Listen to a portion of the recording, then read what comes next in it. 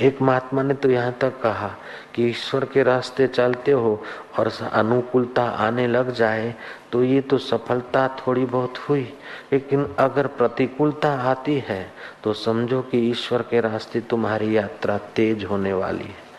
जो जिसको वो इश्क करता है उसी को आजमाता है, खजाने रहमत के इसी बहाने वो लुटाता है।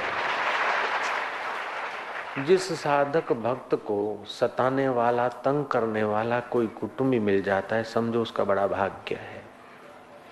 मीरा को सताने वाले, तंग करने वाले नहीं मिलते तो शायद मीरा की इतनी दृढ़ता न होती। प्रहलाद को सताने वाले, तंग करने वाले हिरण्याकश्यपु न होते तो शायद प्रहलाद की इतनी दृढ़ भक्ति न भी होती। एकनाथ जी को सताने वाले लोग न मिलते तो शायद एकनाथ जी को भी इतना धैर्य और इतनी प्रशांति में स्थिति न भी होती। हो सकता है अगर विघ्न बाधा आता है तो समझ लो कि भगवान हमें अपने प्रशांत स्वभाव में तेजी से लाना चाहते, और सुख सुविधा भी आ जाती है तो भगवान हमारी कमजोरी समझते हैं कि हम सुख के भगत हैं, इसलिए खिलौने दे दिए। इन खिलौनों का उपयोग करना ही खेलने के खिलौने हैं, इनमें जी गंवाने का नहीं है, ऐसा समझकर उन सुखद अवस्थाओं का भगवान का प्रसाद समझकर, जैसे भगवान को थाली धरते हैं, प्रसाद धरते हैं, तो फिर वो अकेला नहीं खाया जाता, बांट के ऐसे योग्यता और सहूलतें आ जाए तो भगवत कार्य में उसका सदुपयोग करें, और विघ्न बाधा आ जाए तो प्रशांति में अपने को छलांग मार के पहुंचा दे, वो साधक जल्दी सफल हो जाता है। जिस साधक का लक्ष्य भगवान है, जिस साधक का लक्ष्य प्रशांति है, जिस साधक का लक्ष्य परमात्मा प्राप्ति है, उसका राग और द्वेष जल्दी शांत हो जाता है। लेकिन जिसका लक्ष्य फाका है, प्रतिष्ठा है, जिसका लक्ष्य वाहवाही है, उसका राग द्वेष नहीं मिटता। जिसका लक्ष्य भोग है उसका राग द्वेष नहीं मिटता है। जिसका लक्ष्य कुर्सी है वो कुर्सी संभालते संभालते बूढ़े होके मर जाते फिर भी प्रशांति नहीं मिलती, क्योंकि राग द्वेष की आग जल रही है। लक्ष्य अगर परमात्मा प्राप्ति है तो राग द्वेष जल्दी मिटेगा, राग द्वेष जल्दी मिटने पर प्रशांति हो जाएगी। राग द्वेष अपने मन को जो भाता है वो तो कुत्ता भी करता है। अब गुड्डी ने किया या गुड्डे ने किया तो क्या बड़ी बात है। मन भावन काम तो गुड्डी गुड्डा भी करता है और लालिया मोतिया कालिया भी कर लेता है, इससे प्रशांति का कोई संबंध नहीं। आपको जिस बात में राग है ऐसा आप करने लग गए तो आप गुरु वाले तो हुए लेकिन गुरु के नहीं हुए। आपके चित्त में जैसा द्वेष है ऐसा करने लगे व्यवहार किसी से तो आप गुरु वाले तो कहलाओगे लेकिन गुरु के नहीं। जयराम जी की तुम मन के हो, और मन के ये गंदगी है, राग और द्वेष, ये मन के दो पैर हैं। जब तक इसके पैर मौजूद रहेंगे तब तक ये भागता ही फिरेगा। जहां राग होगा वहां भागेगा, जहां द्वेष होगा वहां भागेगा। बिनु सत्संग न हरि कथा, ते बिनु मोह न भाग, मोह गए बिनु राम पद, होवै न दृढ़ अनुराग। सत्संग और हरि कथा के बिना मोह नहीं जाता। मोह बोलते हैं उल्टे ज्ञान को, जो पहले थे नहीं, दादा दादी मामा मामी जो पहले थे नहीं, मकान मोटर गाड़ी जो पहले थे नहीं और बाद में रहेंगे नहीं, और चला जाता है भैया तो पूछने भी नहीं रहा, हो भाई गया देश परदेश और वहीं कुछ ऐसा वैसा अकाल मृत्यु को प्राप्त हो गया। संत का निंदक की पूजे न आस, संत के निंदक सदा निराश। हो बेचारा निराश होकर जहान से चल दिया, पूछने भी नहीं रहा बेचारा। तो जो पूछने ही नहीं रहते हैं उनके पीछे रोते रोते रोते रोते अथवा रोने वालों को कंपनी देते देते अपना सर्वनाश हो जाता है। ये मोह का स्वभाव है। मोह सकल व्याधि न कर मूला, और सर्वनाश हो रहा है तो पता भी नहीं चलता कि सर्वनाश हो रहा है। जयराम जी की सर्वनाश होता है उस समय पता भी नहीं चलता कि सर्वनाश हो रहा है। सात्विकता नाश हो रही है, अपना साधन भजन का योग्यता, अपना जो कुछ आध्यात्मिक अधिकार है वो क्षीण हो रहा है, उसका भी पता नहीं चलता। मोह माना उल्टा ज्ञान। मोह सकल व्याधि न कर मूला, ताते उपजे पुनि भव शूला। उससे फिर भव का शूल पैदा होता है, जन्म मरण का शूल पैदा होता है। माँ के गर्भ में आना तो चाहते हैं लेकिन बाथरूम से बह गए और बाथरूम का पानी गटर में चला गया। कितनी दुर्दशा इस जीव की। इस बात को तो विज्ञान नास्तिक आदमी भी स्वीकारेगा। जरूरी नहीं कि मर गए फिर माँ के गर्भ, पिता के शरीर में और माँ के गर्भ में पहुंच गए। हाँ, कई बार तो रिजेक्ट हो जाते। कभी कभी तालबद्धता मिलती है प्रारब्ध के योग से, माँ के शरीर की तालबद्धता, पिता के शरीर की तालबद्धता और अपनी प्रारब्ध, तभी वो माँ के गर्भ में उस घर में रह सकता है। अन्यथा बाथरूम में बह जाता है और गटर में खप जाता है। ये संसारी राग और द्वेष कितनी बार हमको खपाता है, कितनी बार हमको सताता है, इसका कोई हिसाब नहीं। बुद्ध भगवान ठीक कहा करते थे कि तुमने कितने जन्म पाए, उसकी हड्डियां अगर इकट्ठी कर दी जाए तो बड़े हिमालय को भी मात कर सकती। और तुमने जितने जन्म पाए, हर जन्म के आंसू अगर इकट्ठे कर दिए जाए तो शायद सरोवर को भी शर्मा दे, इतने तुम आंसू बहाए। अभी चेत जाओ। सिजलथो सांजी थी पखिन वराया पख, किन मेड़ा मोती माणक, किन मेड़ा कख, साई दीजा पखत उड़ी थ्या ओडड़ो। अर्थ है कि सूर्य अस्त हुआ, संध्या हुई, पक्षियों ने पक्ष अपने घोंसलों की तरफ बढ़ाए। किन्होंने हीरे माणक मोती पे कमाए, किन्होंने 1000 लाख या 100 या 5 25 कमाए, लेकिन हे प्रभु मुझे तो श्रद्धा और भक्ति के 2 पांख देना कि मैं उड़कर तेरे द्वार तक पहुंच सकूं। राग द्वेष रहित हो जाऊं तो तेरे द्वार पहुंच जाऊंगा। अगर राग द्वेष शिथिल हो जाए तो आदमी की फालतू आवश्यकताएं, फालतू खर्च, फालतू झगड़े सब के सब शांत हो जाते। और राग द्वेष रहे तो धर्म के अनुकूल रहे तभी भी कोई हरकत नहीं। जय राम जी की। बोले धर्म के अनुकूल कैसे राग द्वेष, सत्कर्म में राग रहे, दुष्कर्म से जरा द्वेष रहे, सत्संग से राग रहे, कुसंग से द्वेष रहे। जय राम जी की। सात्विक आहार से राग रहे, तामसी और पापी आहार से जरा अनुपराम रहे। ये उपरामता द्वेष नहीं है, ये सावधानी है। जयराम जी की। और सात्विक से ये राग नहीं है, सावधानी है। ऐसा सावधान व्यक्ति युद्ध भी करता है तभी भी उसे पाप नहीं लगता। जब व्यवहार में सावधानी और राग द्वेष रहित व्यवहार करने में सावधानी बरतेंगे, कायरता भी नहीं, पलायनवादीपना भी नहीं और परिस्थितियों में राग भी नहीं, द्वेष भी नहीं, ऐसी सावधानी से जो व्यवहार करेंगे, ऐसे लोग एकांत में बैठेंगे तो जल्दी साधना में मन लग जाएगा। और साधना में सावधानी बरतेंगे, भूत और भविष्य के चिंतन से मन को खाली करेंगे। मन भूतकाल में या तो भविष्य में जरूर गिरता है अथवा तो वर्तमान में कभी कभी निद्रा तंद्रा रसास्वाद में चला जाता है। उन सब विघ्नों से बचाने के लिए ही साधना में बार बार हरि नाम का उच्चारण दीर्घ प्रणव सहित किया जाता है। तो मनोराज्य रसास्वाद निद्रा तंद्रा का विघ्न दूर भाग जाता है और भूत और भविष्य का चिंतन भी दूर भाग जाता है। इसलिए 1-2 मिनट शांत रहे, फिर प्रणव का जाप हरि नाम सहित किया तो चित्त का उन्नत होना बिल्कुल जरूरी है, हो जाता है। हरि हरि ओ।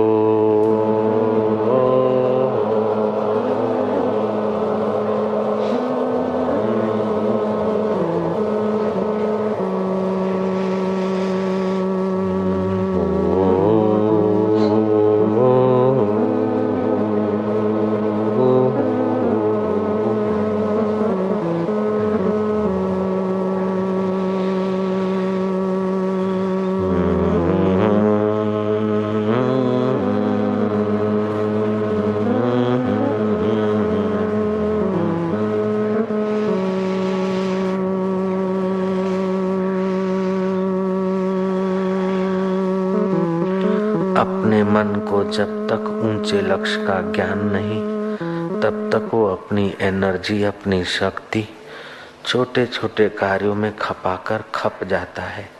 एक तो शक्ति थोड़ी सी, और उसमें से थोड़ी बची तो व्यर्थ के शराब में, कबाब में, निंदा में, चुगली में और कोई तुच्छ बातों में, हा हा ही में मन की शक्ति हम खपा देते हैं, हम मृत्य रह जाते हैं। पहले तो मन को ये बताओ कि अभी की जो तुम्हारी स्थिति है वो बिल्कुल निम्न स्थिति है। जैसे गंदी बस्तियों में, झूपड़पट्टियों में जहाँ नालियां बहती है, गंदी बस्ती में कोई साफ सुथरी बस्ती में रहने वाला, बंगले में रहने वाला आदमी जब जाता है गंदी बस्ती में, तो उनकी दयनीय स्थिति, दयाजनक स्थिति देखकर तुम्हारे मन में आएगा कि ये भी साफ सुथरे रहें, इनके घर भी कुछ अच्छे हो जाएं, ये नालियां और गंदा पानी नहीं, इनको भी साफ स्वच्छ पानी मिले और गटर सिस्टम मिले, ये आपके मन में हो जाएगा। लेकिन जो गंदी बस्तियों के आदी बन गए और अपनी उत्कृष्टता का ख्याल नहीं करते, उनका मन वहीं अपने को सुखी मानने लग जाता है। जय राम जी की। आप जाएंगे तो आप उनकी स्थिति पर देखकर आपको तो दुख होगा, लेकिन वो तो बाजा बजाते होंगे अथवा सिगरेट फूंकते होंगे अथवा और कुछ करते होंगे, क्योंकि उनके मन में ये क्षमता है, मनुष्य मात्र के मन में क्षमता है कि अगर उन्नत जगह, ऊंची बस्ती या ऊंचा महल या मकान नहीं मिलता तो गंदी बस्ती में भी वो अपने को सुखी बनाने के चौकट बना लेता और कल्पित सुख मानकर, क्या हाल है कि अपने को तो मजा है, सेठ ही लोग मंगले की चिंता करे, आपने है अपने तो रहो मस्ती में, आग लगे सेठों की बस्ती में, ऐसा बोलेगा। वो समझता कि अपन मस्ती है और सेठ दुखी है, सेठ समझता बेचारा वो दुखी है।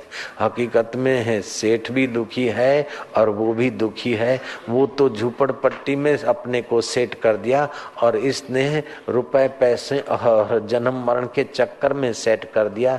दोनों दुखी है, लेकिन अपनी निम्न अवस्था का पता दोनों को नहीं है।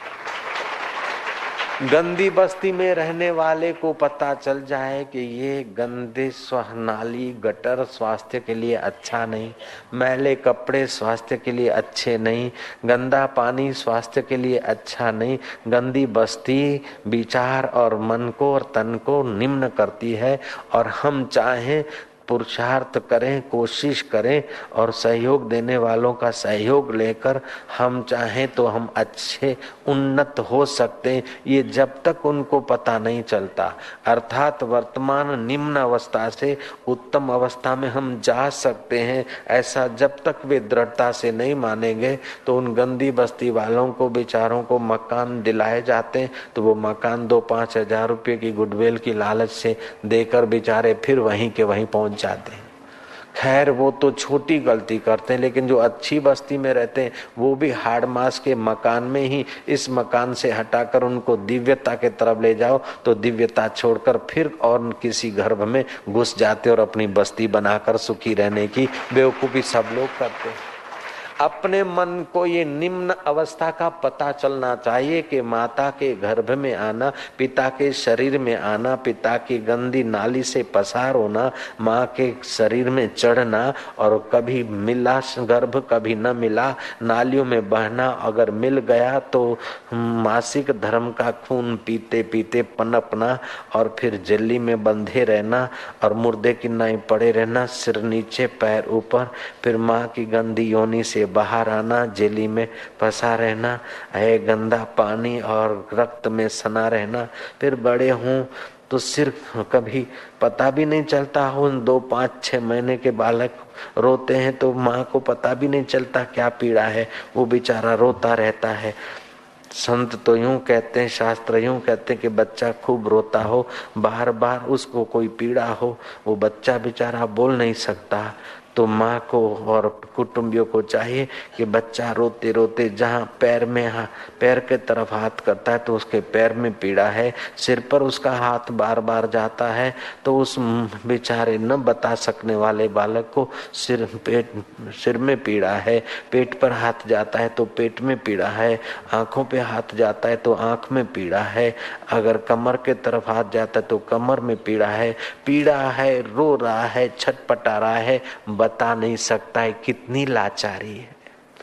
और कभी कभी पशुओं को पीड़ा होती है, रो रहे हैं, छटपटाते हैं और छटपटाहट से बताते हैं, फिर भी उनका कहाँ पाटा पाटी हम लोग करते हैं। कितने जानवरों को कितनी पीड़ा होती होगी। तो ये जन्म और मरण जो है गंदे में गंदी बस्ती है जयराम जी की। झूपड़पट्टी वाली बस्ती तो क्षम्य भी है, लेकिन ये गर्भ से आना और गर्भ में लटकना और नालियों में बहना और गर्भ में लटकना, ये बस्ती तो नितांत गंदी है। इसलिए किसी वस्तु से राग मत करो, किसी व्यक्ति से द्वेष मत करो। आतताई सताए तो उल्लू होकर बैठे मत रहो, उसको ठीक जवाब मिलना चाहिए। लेकिन अपने चित्त में द्वेष का घर न हो, युधिष्ठिर की नाई व्यवहार हो जाए तो मंगल हो जाए।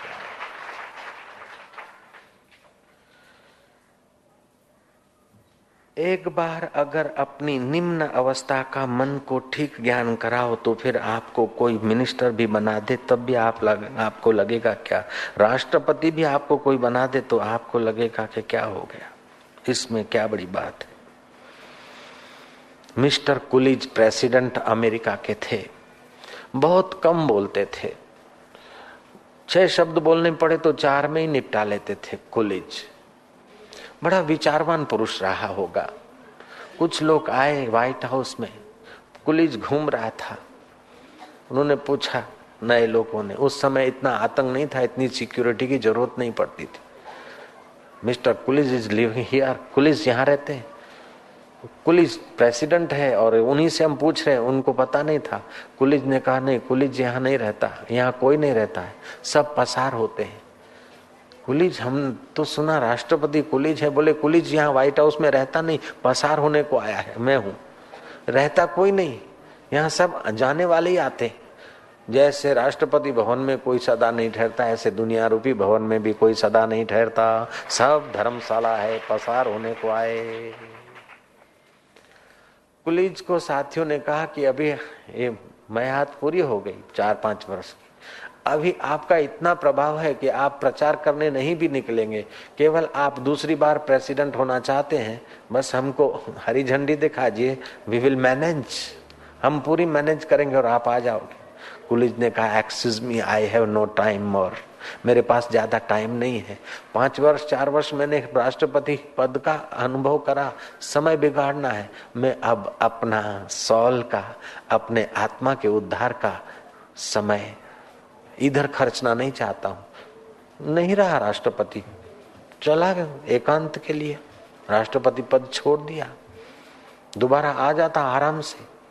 नहीं, तो आपको ये राष्ट्रपति पद मिल जाए फिर भी समझो कि ये खोया हुआ समय वापस नहीं मिलेगा, ये पद भोगेंगे, आखिर समय आएगा वो इस पद से भी हटाया जाएगा। इस पद से लोग हटा दे या मृत्यु हटा दे, उसके पहले सेठ पद से, साहेब पद से, पति पद से, पत्नी पद से हटना पड़ेगा। यहाँ हटना पड़े उसके पहले आत्मा में डट जाए तो बेड़ा पार हो जाए।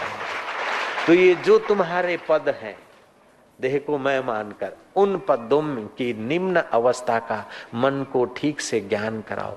मन सोचता कि मैं अभी चपरासी हूँ, कारकुन हो जाऊं, लेकिन कारकुन का हाल देख। कारकुन सोचता है कि मामलतदार, मामलतदार सोचता है कलेक्टर, लेकिन मैं ऐसे कलेक्टरों को जानता हूं जो बिल्कुल मेरे निकट हैं, शिष्य हैं, और उनकी स्थिति जब ऐसी है तो दूसरों की क्या हालत होगी। जयराम जी की मिनिस्टर और प्राइम मिनिस्टरों को बेचारों को नींद नहीं आती, दुख है, तो दूसरों की पोस्ट कितनी भी बड़ी हो क्या हो गया। इंद्र को भी आत्मपद नहीं मिला तो वो भी कंगाल मानता है अपने को। तो तुम इन चीजों को पाकर अपने को कब तक बेवकूफ बनाना चाहोगे। इसलिए मन को कह दो कि मन, ये तेरी बेवकूफी की मांग है। भगवान कहते हैं, प्रशांत आत्मा विगतम भी ब्रह्मचारे व्रते स्थिता मना संयम मत चित्तो युक्त आसित मत पराहा। ब्रह्मचारी के व्रत में जैन धर्म के 23 तीर्थंकर हो गए। पार्श्वनाथ तक के सब तीर्थंकरों ने सत्य, अहिंसा, अपरिग्रह और अचौर्य, ये 4 सिद्धांत अपने धर्म के प्रचारित किए। लेकिन महावीर ने चतुर्यायाम धर्म में एक बढ़ोतरी की। महावीर ने 5वां धर्म ब्रह्मचर्य रखा कि ब्रह्मचर्य भी नितांत आवश्यक है। उन जमाने में इस ब्रह्मचर्य के प्रचार की जरूरत नहीं पड़ती थी, क्योंकि भिक्षुक सब जानकार थे कि बिना ब्रह्मचर्य व्रत के इन साधनों में आदमी ठीक से सफल नहीं होता। लेकिन महावीर ने पंचमा व्रत कंपलसरी ब्रह्मचर्य व्रत का उपदेश दिया। महावीर ने मानो 23 पार्श्वनाथ तक के तीर्थंकरों के प्रभाव से अपने प्रभाव को बहुत उन्नत कर दिया, क्योंकि 5वीं बात महावीर ने धर्म में लागू की। तो भगवान कहते हैं तुम्हारे जीवन में ब्रह्मचारी, श्री कृष्ण ने तो सब बातें गीता में लागू कर दी, भक्ति की, प्रेम की, त्याग की, ब्रह्मचर्य व्रत की, यथा योग्य आहार विहार की। तो श्री कृष्ण सर्वांगी विकास मनुष्य का हो ऐसा उपदेश युद्ध के मैदान में देने वाले श्री कृष्ण कहते हैं कि तुम्हारा चित्त ब्रह्मचारी व्रत में हो। ब्रह्मचर्य व्रत कैसे? जैसे ब्रह्मचारी ब्रह्मचर्य व्रत में रहता है तो बिन जरूरी बोलता नहीं, बिन जरूरी खाता नहीं और बिन जरूरी अपनी जीवन शक्ति को व्यर्थ नहीं करता है, संयत रहता है और अपना लक्ष्य है उसका पढ़ना लिखना, विद्वान होना। ऐसे तुम्हारा लक्ष्य है प्रशांत होना, आत्मवेता होना, आत्मा परमात्मा का साक्षात्कार करना और राग द्वेष से प्रेरित होकर नहीं, लेकिन राग द्वेष को नियंत्रित करते हुए परमात्मा तक पहुंचना। ये तुम्हारा लक्ष्य बना दो। जब तक अपना वर्तमान स्थिति हीन नहीं दिखती और जब तक अपना ऊंचा लक्ष्य नहीं बनता है, तब तक आदमी अपने आप का शत्रु ही रहता है। बाहर के शत्रु इतना घाटा नहीं करते जितना हम अपने आप से घाटा करते हैं। बाहर के शत्रु तो दिखते भी और अपने आप से हम शत्रुता करते दिखता भी नहीं। अगर तुम अपने आप से शत्रुता नहीं करते तो प्रकृति के बाप की ताकत नहीं कि तुमको माता की योनि से पसार होना पड़े और माता के गर्भ में लटकना पड़े। और अभी भी मृत्यु का डर है और मृत्यु के डर से मृत्यु भागेगा नहीं। दोबारा मृत्यु न हो इस बात का ज्ञान पाले तो तू अमर हो जाएगा। ब्रह्मचार्य व्रते स्थिता मना संयम मच्चित्तो युक्त आसित मत्परा। भगवान ने इस श्लोक में खास ये 3 बातों पर जोर दिया। जिसका अंतःकरण शांत है, जो भय रहित है और ब्रह्मचारी के व्रत में स्थित है, और ऐसा सावधान योगी मन का संयम अर्थात ब्रह्मचर्य व्रत में स्थिति, निर्भयता और मन संयम, ये 3 बातें अगर आ जाए तो फिर तुम्हें दोबारा न हाथिन को माँ बनाना पड़ेगा, न अप्सरा को माँ बनाना पड़ेगा, न यक्ष के घर जाना पड़ेगा, न मछली के घर जाना पड़ेगा, न गीध के घर जाना पड़ेगा, न शेर के घर जाना पड़ेगा। जिसको मांस खाने की आदत है और स्वभाव में मांस की आवश्यकता लगती है, वो समझो शेर के घर अथवा गीध के घर जाने का पासपोर्ट बनवा रहा है। जिसको जरा जरा बात पे वैर चढ़ जाता और वैर वाढ़ने की बात है तो समझो वो सांप के घर जाने की तैयारी कर रहा है, नागिन के पेट में जाने की तैयारी कर रहा है दूसरे जन्म में। और किसी को खूब सेक्स की रुचि है और वासना खूब बढ़ गई है तो समझो ऐसा आदमी दूसरे जन्म में सूकर कुकर या कबूतर के घर जाने का प्लानिंग अपना सेट कर रहा है। और जिसको इन चीजों में राग द्वेष नहीं है, भगवत भक्ति, भगवत ज्ञान और भगवत ध्यान है, तो समझो वो स्वर्ग का सुख का अधिकारी हो रहा है। और तीव्र भगवान की प्राप्ति की इच्छा है तो भगवान तक पहुंचने को अपना व्यवस्था कर रहा है। और भगवान तक पहुंचने की भी इच्छा नहीं, जहाँ भगवान है वो यही है, उसको जानने की तीव्र इच्छा है तो समझो वो भगवतमय होने का पासपोर्ट ले रहा है। विल फाइंड ए वे, जहां चाह वहां राह। तुम्हारी जैसी चाह होती है ऐसी तुम्हारी राह बन जाती है। तो आपकी जहां रुचि होती है ऐसे आप यहां पहुंच जाते हो। ऐसी रुचि प्रगाढ़ जिस विषय की होती है, मरने के बाद भी जीव वहीं उसी वातावरण में और अवस्था में जाके जन्मता है और वही वातावरण भोगने को मिलता है। इसलिए आप अपने भाग्य के आप विधाता हैं। किसी देवी देवता ने, पीर फकीर ने, किसी मुल्ला मौलवी ने तुम्हारे ललाट पर लकीरें नहीं लिखी है। तुमको लकीरें मिटाने की शक्ति भगवान ने दी है, प्रारब्ध की कुछ लकीरों को भी तुम मिटा सकते हो, लेकिन ये पता चले तब।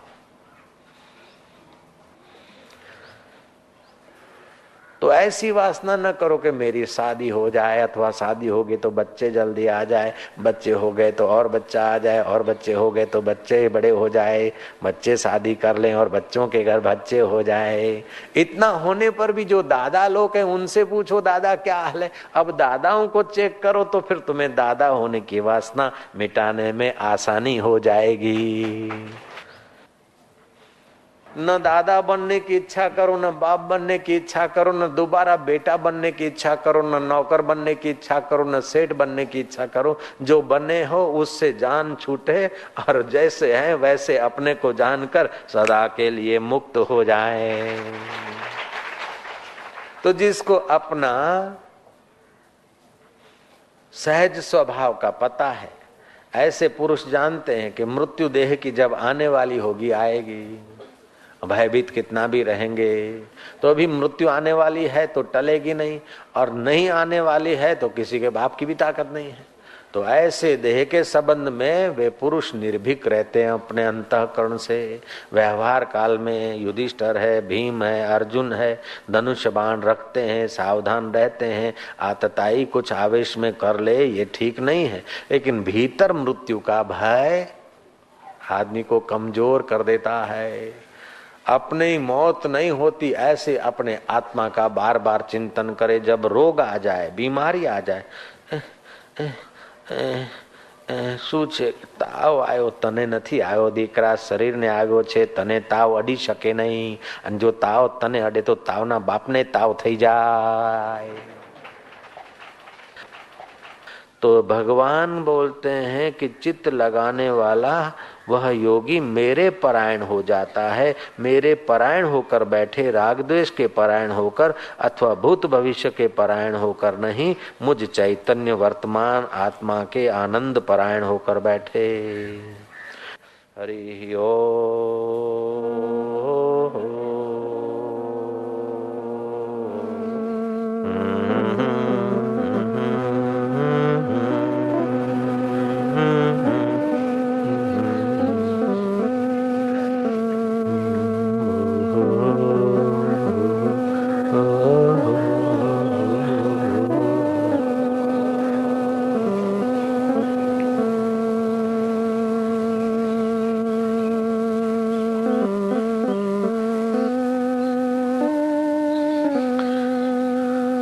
फकीरी की तो ऐसी की, फकीरी की तो ऐसी की कि सब जर लुटा बैठे, और अमीरी की तो ऐसी की कि गुरु के दर पे आ बैठे।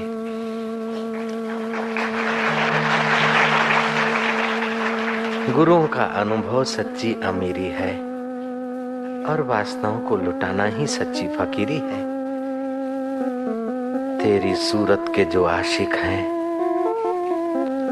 वे समझाए नहीं जाते हैं, तेरे अनुभव के जो आशिक हैं वे समझाए नहीं जाते हैं, जो तेरी ओर बढ़ते हैं वे लौटाए नहीं जाते हैं।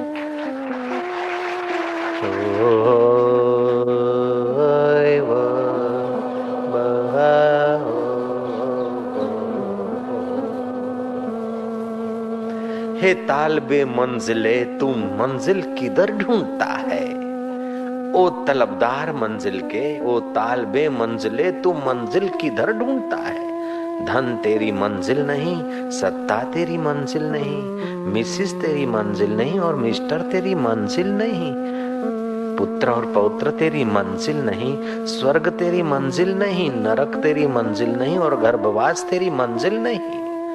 ए तालबे मंजिले तू मंजिल किधर ढूंढता है, दिल ही तेरी मंजिल है, तू अपने दिल भर की ओर देख। हरि ओ